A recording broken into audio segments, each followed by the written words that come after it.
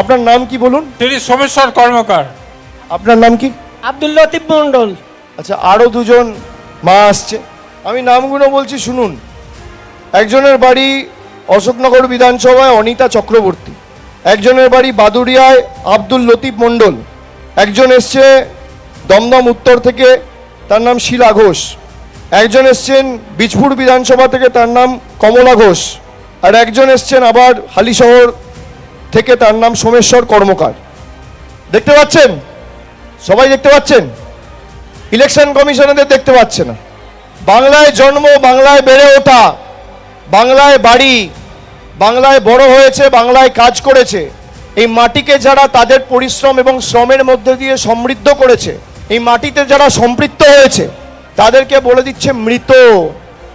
আপনাদের সামনে দাঁড়িয়ে রয়েছে, এদেরকে মৃত ঘোষণা করেছে। জ্ঞানেশ কুমারের বিরুদ্ধে এফআইআর করে কেন জেল যাবে না জ্ঞানেশ কুমার? এই প্রশ্ন সাধারণ মানুষের মনে ওঠে না? আরে তো একটা জেলা নয়, আমি যেখানে যাচ্ছি 5-7টা করে কেস দেখাচ্ছি। আপনি জানেন 16 জন মারা গেছে এই উত্তর 24 পরগনা জেলায়, 13 জন সাধারণ মানুষ, 3 জন বিএলও।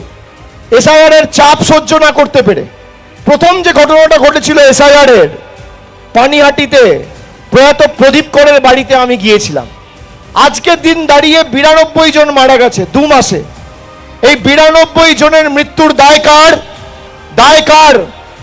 যারা 92 জন বাঙালিকে হত্যা করেছে, বাংলা তাদের শিক্ষা দেবে না, দেবে না। বিধানসভা ধরে ধরে নয়, বুথ ধরে ধরে শিক্ষা দিতে হবে।